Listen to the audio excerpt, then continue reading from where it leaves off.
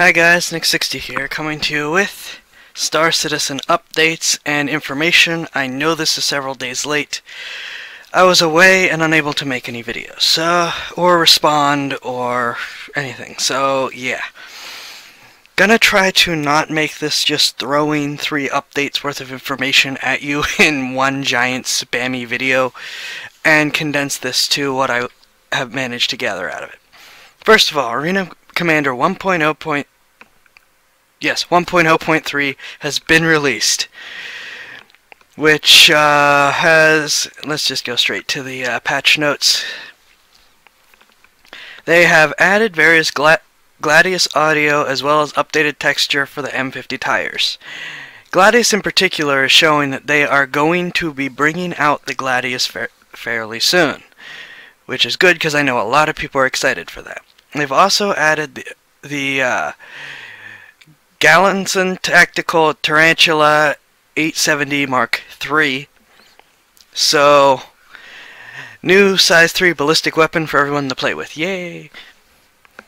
They've added power throttle of the power management, doesn't currently work, and added back-end support for improved disconnection messages. They've rebalanced these a bunch of things, as you can see. Replaced the Sucker Punch cannons with the CFO7 because Sucker Punch hasn't been completely figured out. Reduced the Omnisky recharge rates. Heat generation increased for the mass driver. Ammunition mass for the 60mm increased, but they've also increased projectile speed, damage, and reduced the energy damage that those apply. But they're projectiles. Why do they? Never mind. The Panther cooling rate has been increased. Yay! Tiger Strike ammo size changed to 25mm and adjusted to hold 800 rounds. Yay! Bullets! Increased rotational acceleration for all missiles. Slightly reduced the range at which all missiles can lock onto a target. Yay! Reduced the amount of noise Chafe generates. Adjusted shield hit points to scale with component size and number of quadrants. Adjusted shield regen delay and time to fully recharge to scale with component size. Splash shields now allow a portion of direct fire to penetrate the shield barrier. Oh, that's going to be fun. Splash shields are currently absorbing more damage than intended, I think. Is that a tweak or supposed to be in the down here in the known issues? Anyways, direct damage shields now allow a portion of splash damage to penetrate the shield barrier. Added delay for when the next shot will be available if an energy weapon runs dry. Makes sense. Increased collision for the character's head to match the size of their head. Also makes sense. Lateral G system will now cause diminishing returns if player doesn't allow pilot to fully recover before engaging lateral Gs again. Annoying, but makes sense. For fixes, they say that the Auroras now have hard points that will cool down and recharge properly. Yay! Auroras will now have shields when using the new shield generators. I'm glad I didn't try the Auroras. Adjusted thruster on the Avenger so that its deceleration is similar to its acceleration. Thruster effects are no longer green. Fixed an issue that was causing character to incorrectly attach to the Gladius when sitting in the cockpit. Don't have one, wouldn't know. Arena Commander menu will no longer appear when sitting in the back seat of the Super Hornet. Adjusted material so that the broken M50 cockpit glass doesn't hamper visibility as much. Fixed an issue that was preventing the Cutlass wing hatch from being interacted with. Cutlass hardpoints will now show green bubbles if weapon mounts are removed. Fixed G-force animation system that was incorrectly transforming the G-force vector and causing characters to lean in the wrong direction. That was annoying, but glad they fixed it, but I don't think it was an ever real problem. Oh well, they're trying to go for realism. They also fixed where ship paint components were telling the ship status HUD to show them when equipped, and Vanduul energy weapons should now act like they are energy weapons. Okay. Gameplay fixed an issue where the game would fail to detect input when slowly moving a joystick.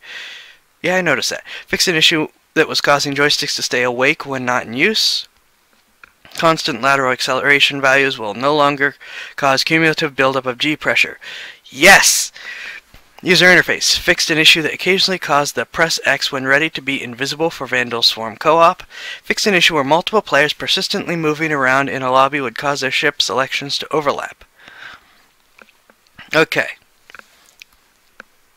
They've removed the misplaced invisible collision in AeroView Hangar, fixed some backwards warning labels on the AeroView Hangar, patched up some small holes in the AeroView Hangar geometry, fixed some visible one-sided geometry in the Selfland Hangar, fixed some graphics that were popping in and out of the Selfland Hangar, fixed some flickering text in the VFG Industrial Hangar, and fixed some graphics that were popping in and out in the VFG Industrial Hangar.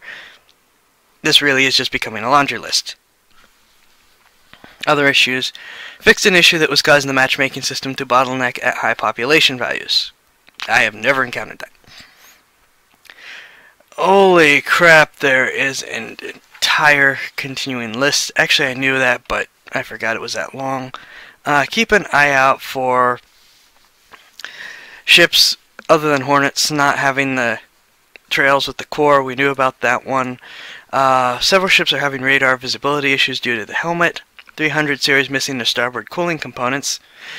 350R will sometimes spawn with damaged components. Aurora intakes aren't displaying paint. Aurora CL is not showing G-force animations for the character. Some parts of the nose section of the Avenger are not taking damage.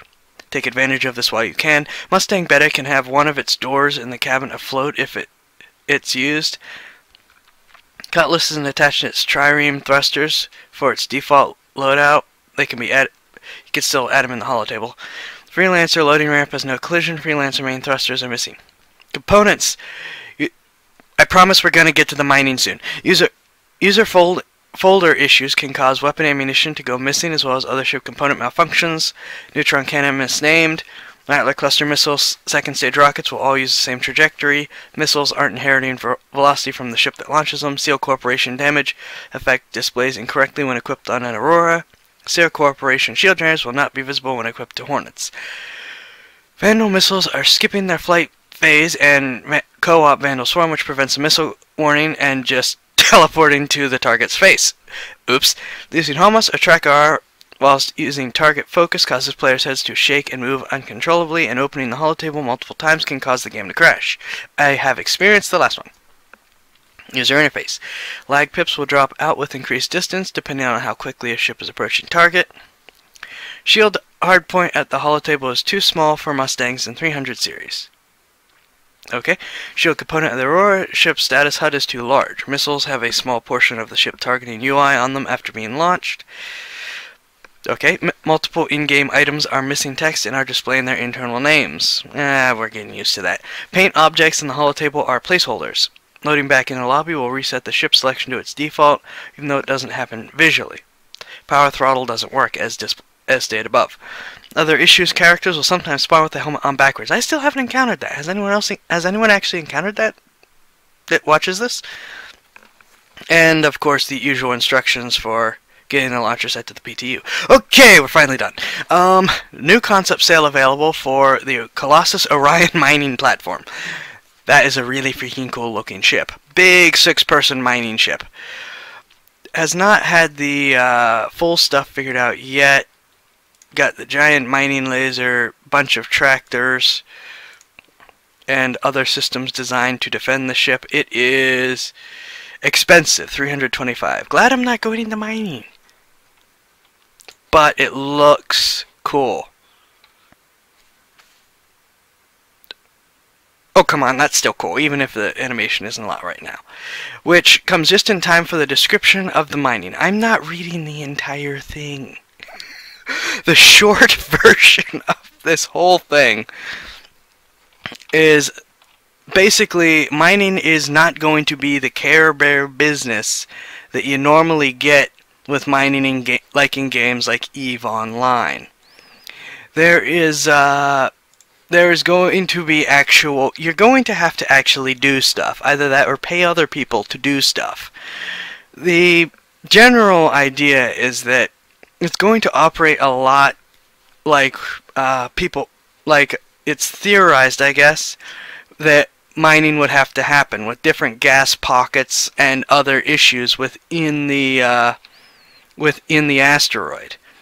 So you have to first find the asteroids, then scan them in order to try to find a specific whatever it is you happen to be looking for, as well as making sure that the asteroid is stable with your current mining setup, and adjusting said mining setup to keep things stable so that, well, you can get your resources.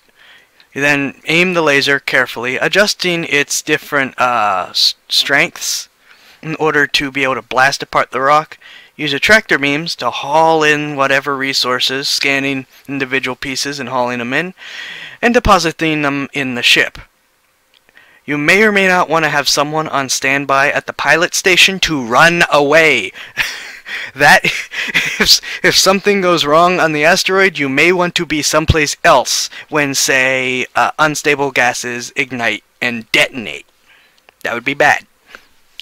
The end result of this is going to be, yes, mining is going to be an involved process in more than just point at laser and hit turn on laser. Point at laser, point laser at asteroid and hit turn on laser.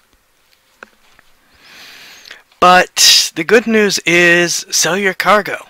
You can, there will be jobs to actually collect resources. You can operate as freelance miners, sell to highest bidder, local markets. I assume that there's going to be the options to actually refine. Let me double check. Not sure where.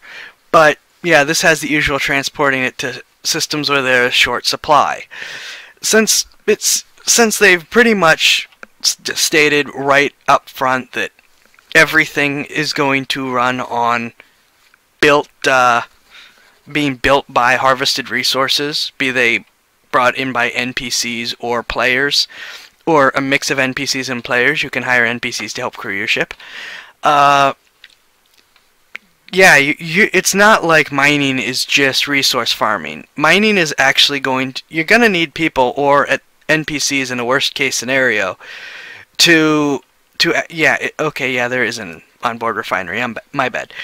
You're going to need people to actually generate the resources in order to have more ships and more equipment and so on and so forth to replace what's lost. Yes, I'm going to make the comparison to EVE Online. The big difference is it's pretty obvious that there's actually a means for the mining ships to defend themselves beyond throw up a couple low-level drones and prey. And also, there's still the ability to hire people to protect you. And considering just how much it looks like resources are going to net miners, you can probably afford to do that. I mean, mining is looking to be pretty profitable. You know what? No, I can't afford the ship right now. If it's cheaper in-game, maybe. But mining's looking to be like it's a pretty profitable occupation, especially since, you know, it is necessary. I mean, there's gonna be a lot of people getting themselves blown to bits pretty quickly, myself included, that are going to need to replace what they lose. And what better way to do it than to show up and buy stuff from the miners? So, to all you mining peoples who are looking forward to it, yeah, it's going to be more work than the average EVE Online miner, but at the same time, it's not, you know, at least you're not going to be bored out of your mind, and it's looking to be a whole lot more profitable hour for hour.